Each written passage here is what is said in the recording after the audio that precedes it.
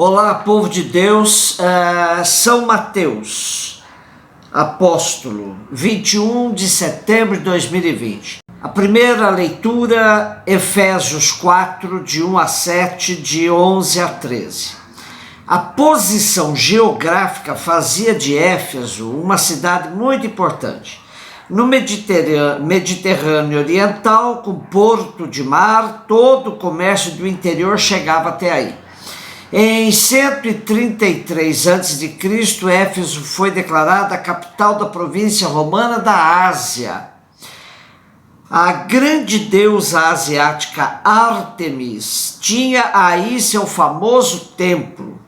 Junto com Alexandria e Antioquia, Éfeso formava um trio de cidades extremamente importantes para a época.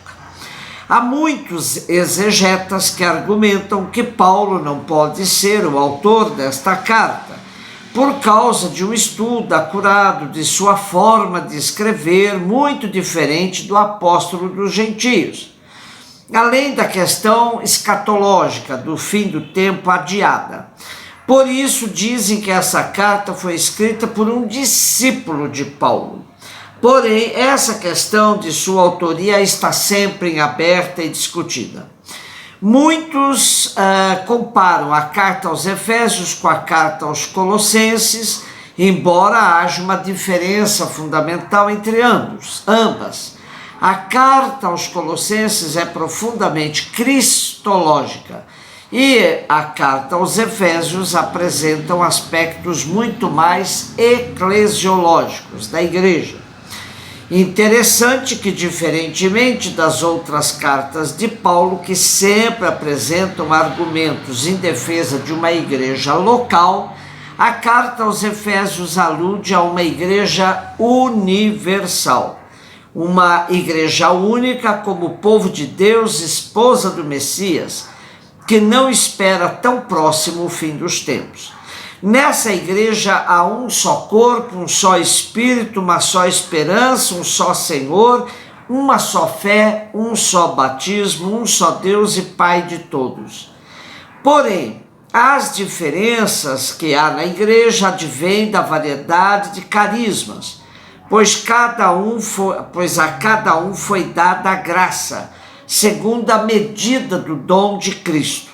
Por isso, Paulo apresenta o núcleo da direção da igreja cristã primitiva, constituída de apóstolos, profetas, evangelistas, pastores e mestres, todos voltados para a construção do corpo de Cristo.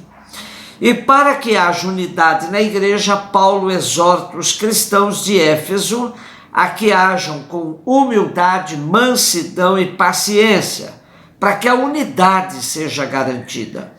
Se for necessário, que uns suportem os outros no amor, mediante o vínculo da paz, garantindo a unidade do espírito.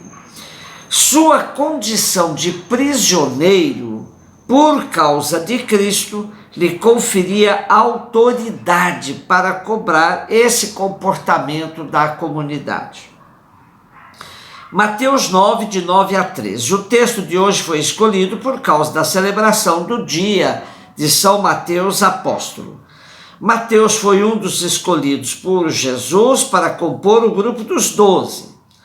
E por causa da estrutura do Evangelho de Marcos e Lucas, e pela coincidência das narrativas dos três evangelistas, onde esse personagem é chamado de Levi, há uma certa unanimidade ao considerar que Levi e Mateus são os mesmos. Uns dizem que Mateus era seu primeiro nome e que Levi, como segundo nome, ajudava a esconder a profissão odiada de Mateus, coletor de impostos. Essa função era odiada porque, além de cobrar impostos para o Império Romano, inimigos dos judeus, esses funcionários tinham a oportunidade de reter uma boa parte de dinheiro no próprio bolso. Por isso, os cobradores de impostos pertenciam à categoria formal de pecadores. O nosso texto de hoje evidencia que Jesus não segue os critérios dos mestres da época na escolha de seus discípulos. Não escolhe entre os puros, mas acredita que uma vez escolhida, a pessoa tem a chance de se converter, mudando radicalmente sua vida. A Mateus é atribuída a autoria do Evangelho que leva seu nome, embora esteja colocado como o primeiro dentre os 4 evangelistas na Bíblia. Hoje há um consenso de que Marcos é o mais antigo. Mateus se dirige principalmente aos seus compatriotas, aos judeus, aos quais acredita que, como ele, são capazes de aceitar Jesus como Messias. A refeição de Jesus com Mateus e outros publicanos foi ocasião de escândalo junto aos fariseus, que duvidavam do caráter profético de Jesus, pois se ele fosse verdadeiramente um profeta em Israel, não andaria com pecadores e muito menos se sentaria à mesa para uma refeição com eles. Jesus não faz caso das críticas, pois todos são chamados para a sua companhia, seu seguimento. Jesus não tinha comportamento excludente e acreditava profundamente nas pessoas.